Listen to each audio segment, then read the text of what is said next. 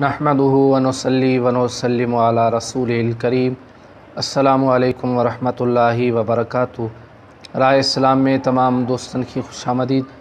प्यारा दोस्तों, अज बेहतरीन मालूमात खणी तवाजी खिदमत में हाज़िर थियो आयां।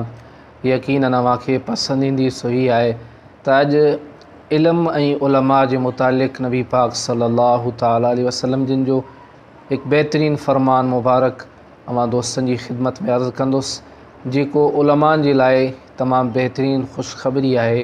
ऐं हुज़ूर अलैहिस्सलातु वस्सलाम जिन उलमान खे ख़ुशख़बरी अता फ़रमाई आहे त क़यामत जे ॾिहाड़े इल्म जे करे उलमान खे अल्लाह पाक बख़्शिश फ़रमाए उलमान जी, ऐं उन्हनि खे जन्नत अता फ़रमाईंदो।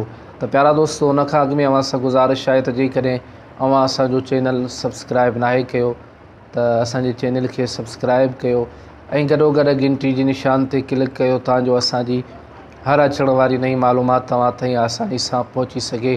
प्यारा दोस्तों, नबी पाक सल्लल्लाहु तआला अलैहि वसल्लम फ़रमायो त क़यामत जे ॾिहाड़े अल्लाह पाक इबादत गुज़ारनि खे उथारींदो ऐं उलमान खे उथारींदो ऐं उन्हनि खे फ़रमाईंदो त ऐं उलमा जी जमात, आऊं अव्हांखे सुञाणां थो, इन जे करे मूं अव्हांखे पंहिंजी तरफ़ खां इल्मु अता कयो हो ऐं उन जे लाइ इल्मु अता न कयो हो जो तव्हांखे अज़ाब में मुब्तला कयां। अल्लाह रब्बुल इज़्ज़त फ़रमाईंदो, वञो मूं अव्हांखे बख़्शे छॾियो। यकीनन इल्म दीन हिकु बेहतरीन जेको आहे सो सरमायो आहे दुनिया जो ऐं आख़िरत जो।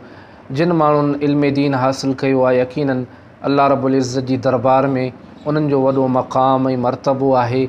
ऐं क़यामत जे ॾिहाड़े अल्लाह पाक इल्म जे करे जिन खे अल्लाह पाक इल्म जी दौलत सां मालामाल फ़रमायो आहे, क़यामत जे ॾिहाड़े उन्हनि खे उन्हनि जी बख़्शिश फ़रमाए उन्हनि खे जन्नत अता फ़रमाईंदो।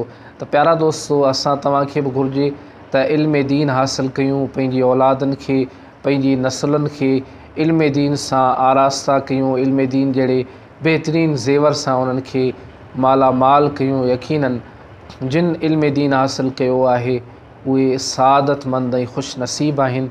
अल्लाह पाक उन्हनि खे बरकतनि सां, रहमतनि सां, नेमतनि सां मालामाल फ़रमाए थो। प्यारा दोस्तों, ही हुई अॼु जी मालूमात जेका मूं अव्हांजी ख़िदमत में अर्ज़ु कई। वरी नई मालूमात में अव्हांजी ख़िदमत में हाज़िर थींदुसि। तेसीं ताईं इजाज़त ॾींदा। अल्लाह हाफ़िज़।